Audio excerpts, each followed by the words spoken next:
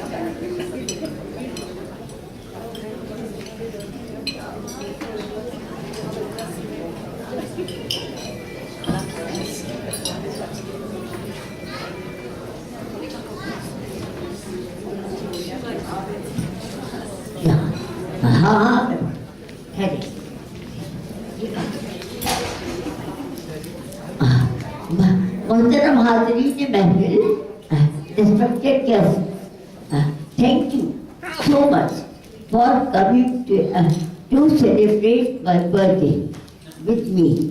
मैं अल्लाह ताला का शुक्र अदा करती हूँ कि उसने मुझे इतनी ताकत दी कि मैं आज भी आप सबके सामने खड़ी होकर आप सबसे मुखातिब हूँ।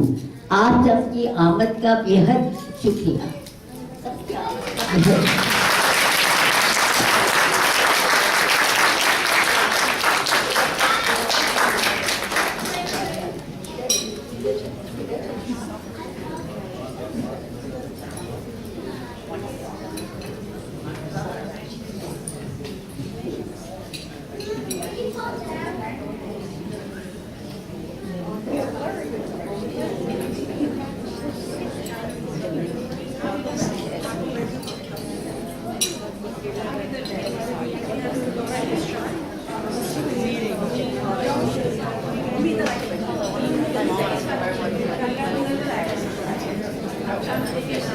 Now my father and mother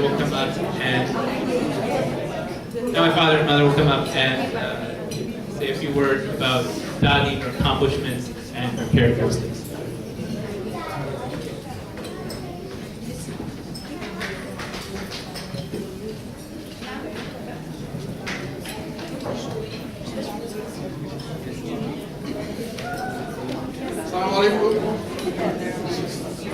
I must thank you all to be here, make an effort to come and join for my mother's birthday. I think it served a dual purpose, and of course it's an occasion of Eid al-Fitr, and we get an opportunity to meet also after our morning prayer. We didn't meet all of them.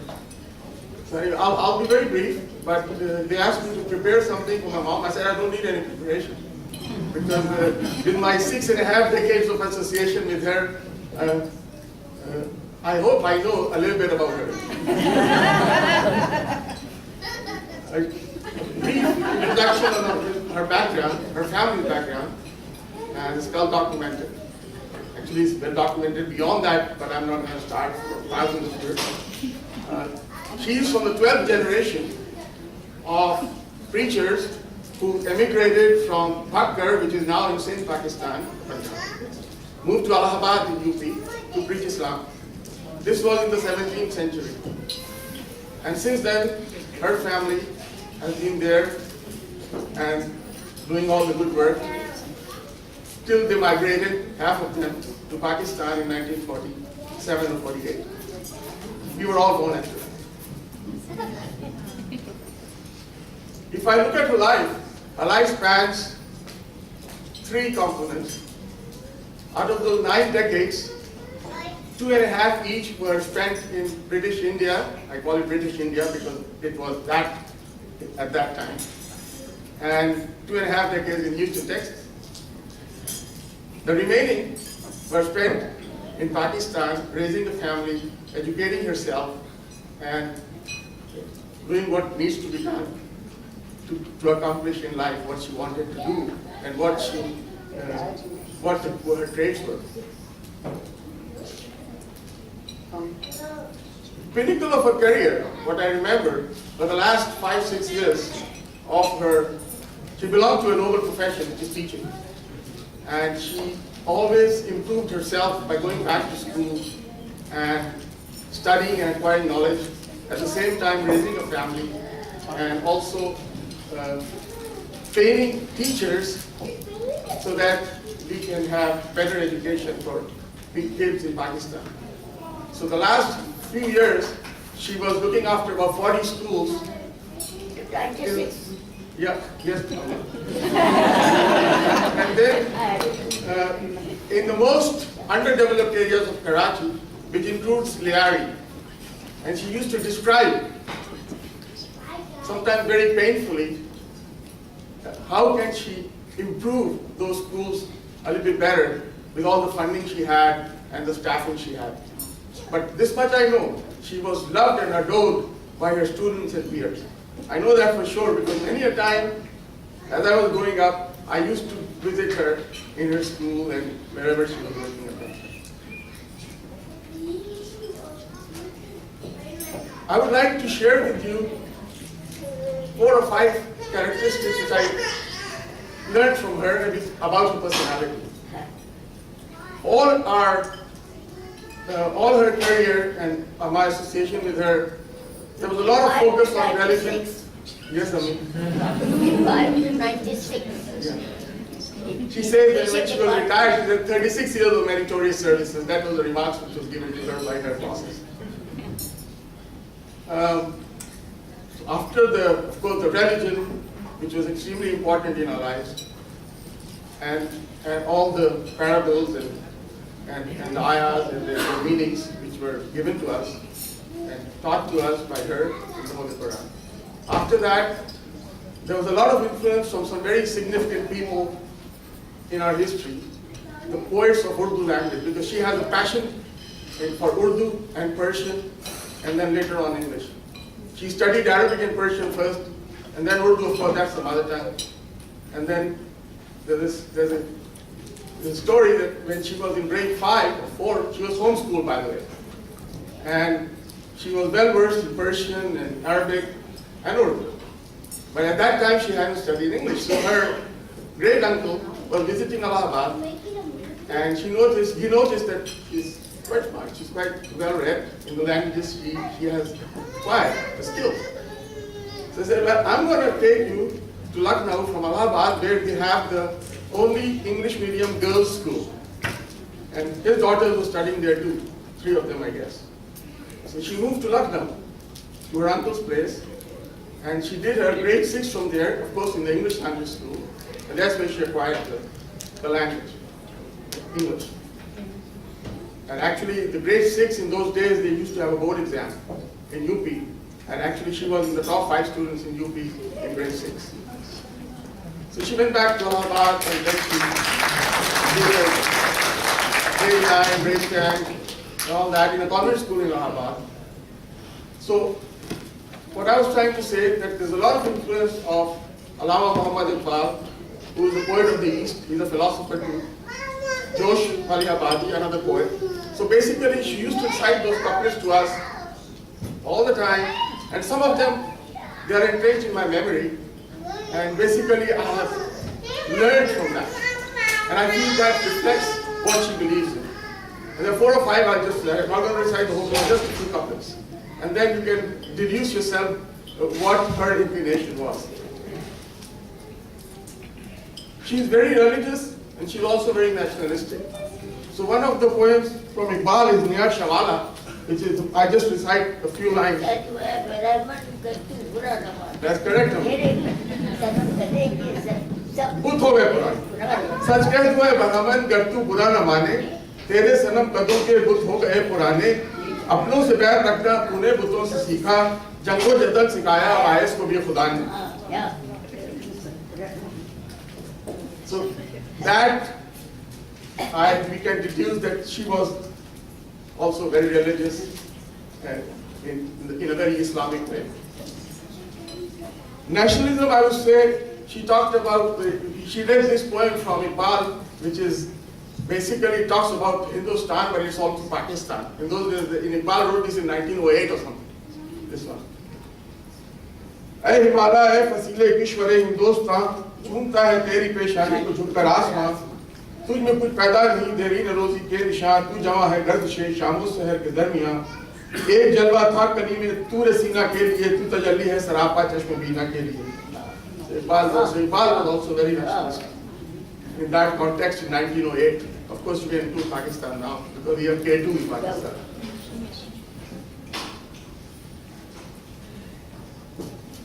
She's a humanitarian. So there's a story, not a story, it's a fact. After she got married, she was in grade 9 by the way. Yes, so she had the normal dowry, the jewelry and all that. There was a family in Bengal.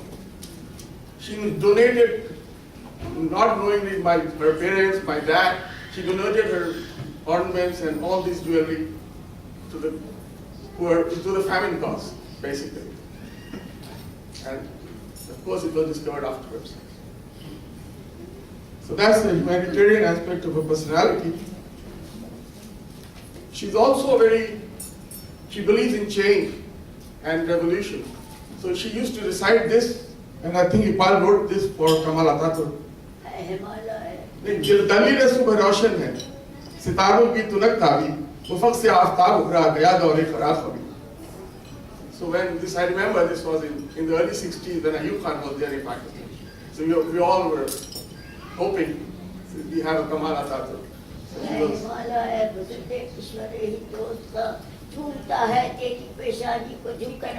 सही है.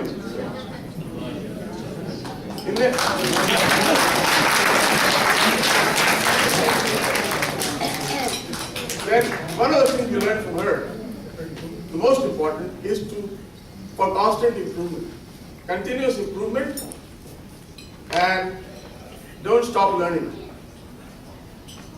whatever age you are. So there are a few couplets from Iqbal on that, actually, khudi ka falsafa hai. I'm not going to read the whole poem, but कहने लगा चांद हम नशीनों ऐ miser शब के खोश चीनों, जो मिस्र है जिंदगी जहाँ की, ये रस्में कदीम है यहाँ की, है दौड़ता शबे ज़माना, खाका के तलब का ताज़ियाना, इस राह में मकाम बेमहल है, पोशीदा करार में अजल है, चलने वाले निकल गए हैं, जो ठहरे ज़रा कुचल गए हैं, and so on, so forth, so on.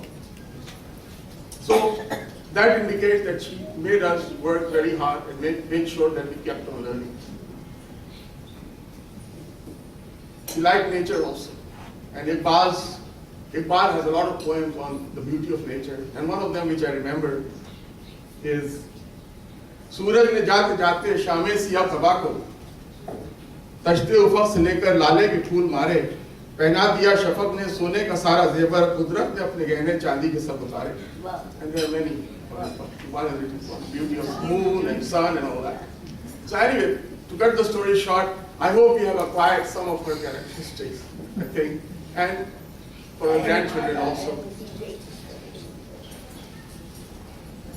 So anyway, that's what I had to say, and of course that's not a complete description of her life, but it indicates what she has gone through and what I basically remember with my 6.5 decades of association with her. Thank you very much.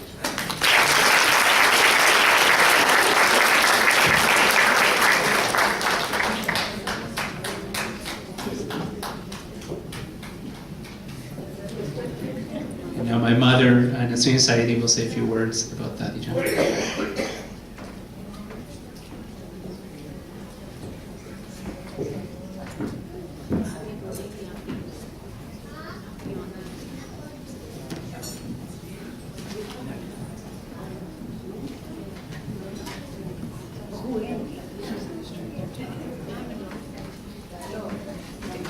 Hear me?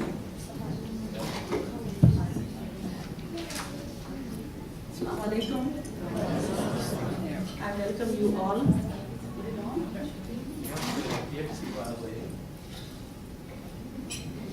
Thanks for coming and gracing the occasion.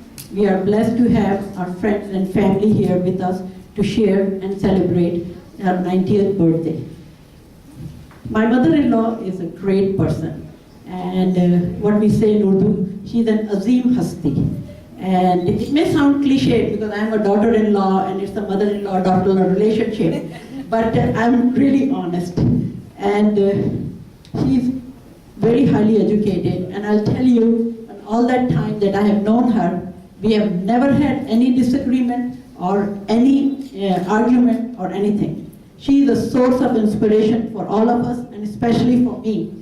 Very early, I learned from her that she is very good at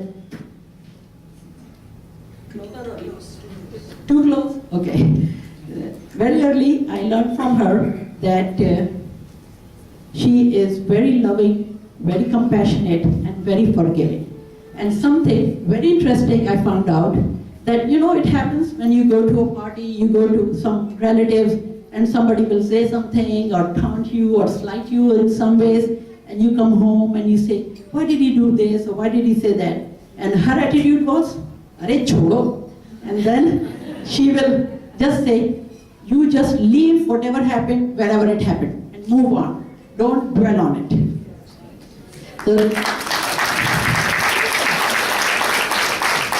So she doesn't believe in carrying any excess baggage, and that was great. It's very hard to do it, that you see the same person next day and you have to be nice to them, but it works very well.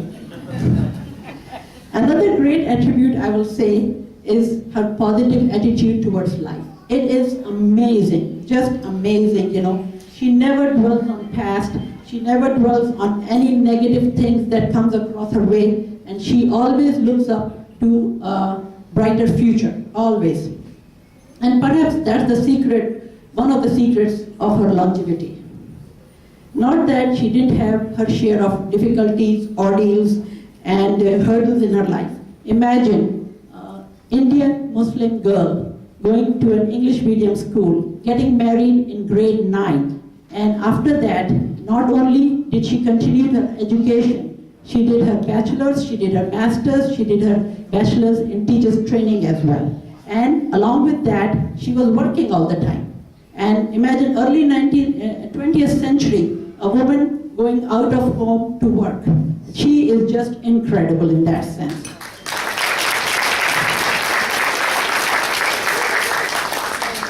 And it was not that she was just working and studying, she was managing a household and producing and raising children at the same time.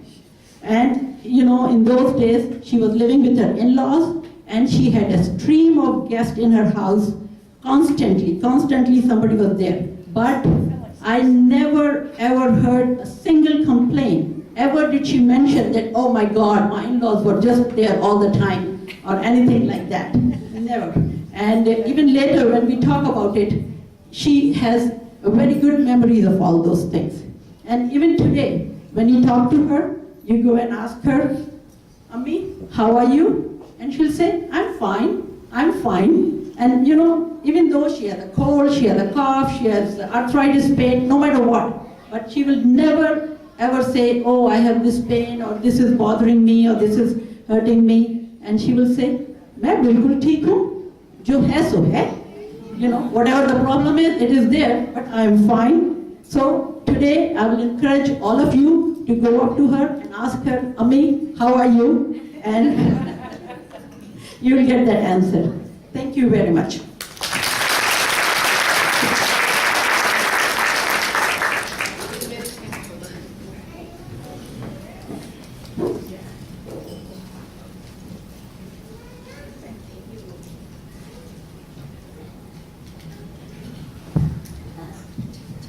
Thanks for those touching words, Ammi.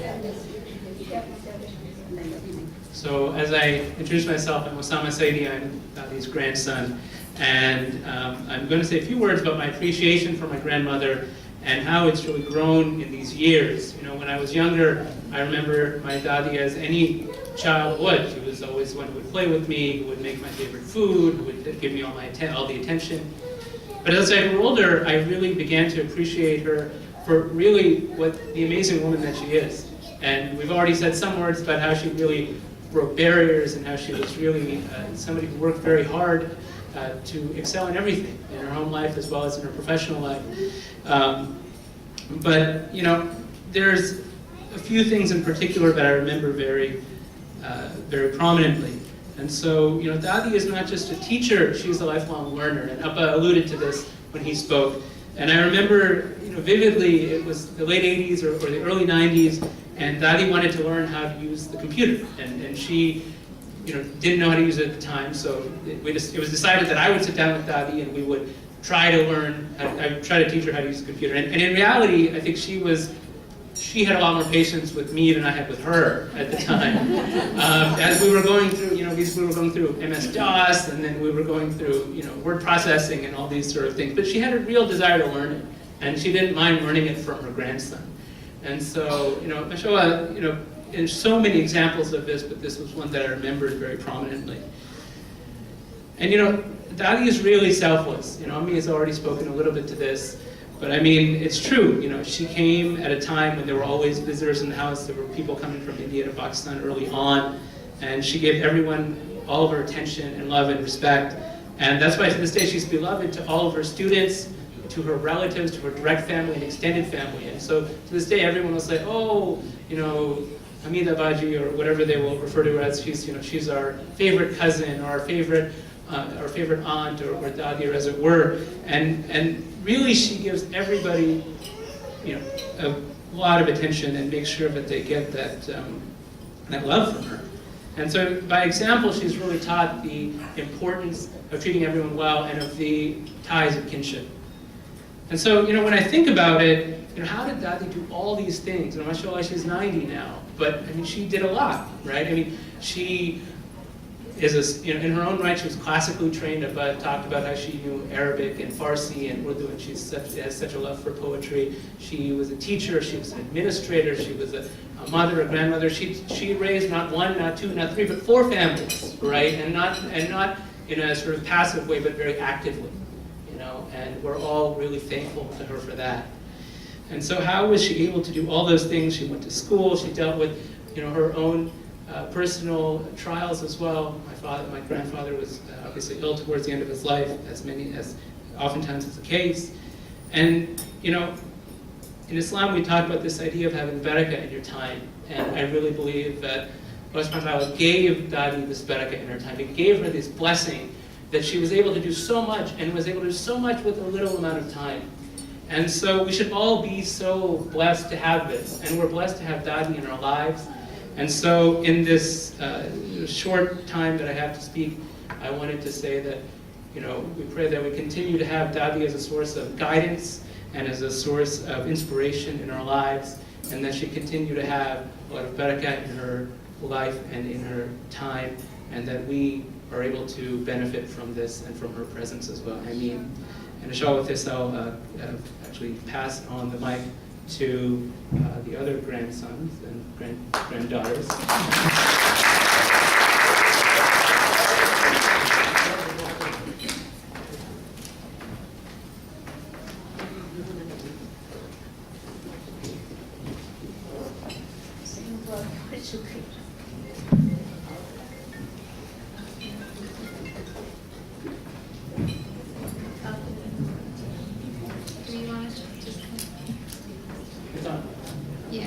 Do we want to pass this around? Okay. Hello, and thank you for all attending my Nani's 90th birthday celebration. My name is Sumaya Ahmad, and this is my sister Sophia and my brother Shiraz. And one extra note, we are my mom's kids, so she's the daughter of. So, I mean, yeah. Okay. 1992, our Nani Jan actually traveled across the ocean to come and live in Texas with her friends and her children and her grandchildren. And Nani had spent 30 years in education, and when she came over here, she probably expected some time to relax, but what she found out was that her teaching days weren't quite over. We're here to share our top 10 lessons Nani taught us growing up. Number 10, Nani taught me to value small tokens in life, whether it is school report cards, yellowed photos, to heartfelt letters found stashed away neatly in an old briefcase. Number 9, Nani Jan taught me to overcome my fear of touching raw meat by helping me figure out how to make a proper kebab. Number 8, Nani taught me that everybody has their strengths. See, when I was 8 or 9, I went across the street for the first time to play cricket. I think I can safely say 14 years later that I was awful, I was terrible. And I ran home crying, and I was super upset, and luckily Nani was there, and as I lay in bed and she rubbed my back, she told me it was okay that I wasn't good at cricket because one day I would find my own passions and interests that I'd be good at. Number 7, Nani taught me always to carry yourself with confidence, strength, and character, from showing me how to walk in heels when I started working to adjusting my dupatta before every formal event. Number 6, Nani Jan actually taught me how to share my interests with others. When we were young, she would always read Urdu poetry to us while we sat by her knee. So as I got older and I got more interested in Urdu as well, and I went to college, I went ahead and purchased a copy of a book I loved, which is Harry Potter, in Urdu. We went through a couple pages, and pretty soon we found out she was not a fan of magic or wizards. She'd always say, "Kya bakwas," and she'd go, "What rubbish." So even though she did not enjoy my interest, I was encouraged to share my interest with other people. Number 5, Nani taught me that no matter how many cups you've had, always ask for more chai.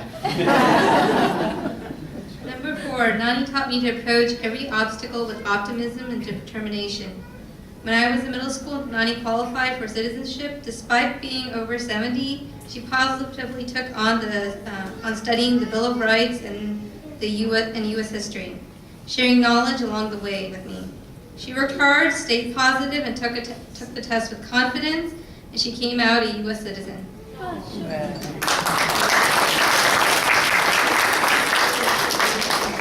Number 3, she taught me to try new things even though you're hesitant. For example, she bared with me as I painted nail polish on her fingernails for the first time. Number 2, Nani taught me that you can never have too many hand-knit sweaters, or scarves, or beanies for that matter. And the number 1 lesson Nani taught us, you're never too old to learn something new. Whether it's looking through a world atlas, learning about new cultures and countries, Or quizzing us on what we learned in school that day. To finding a new home in Texas at the age of 68. Thank you.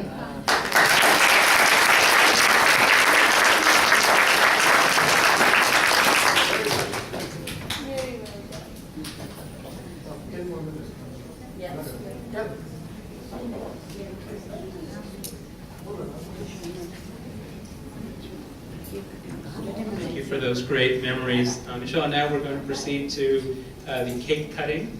And so the cake is over here.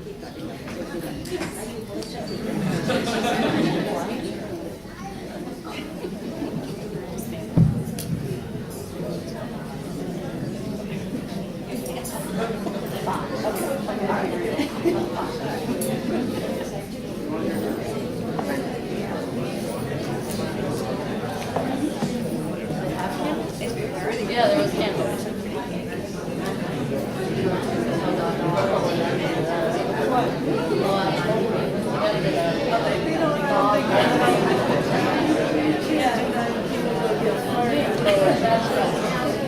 Part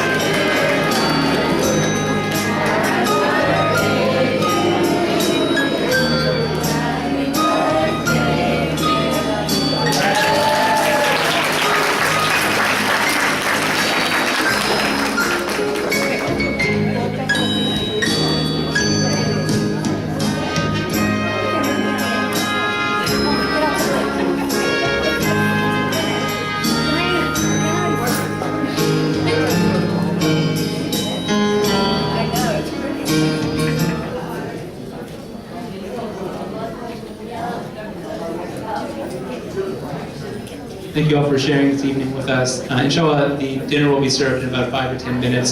Please say hello to Dadi and ask her how she is. Thank you so much.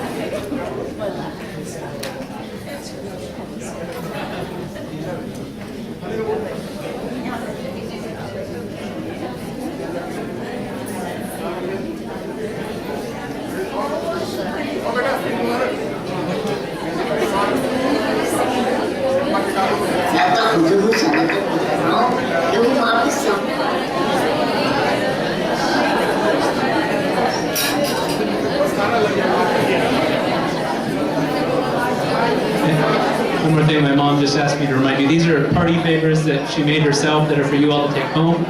And the chocolate dates at the center of the table are for you to eat as well. Those are from the Middle East.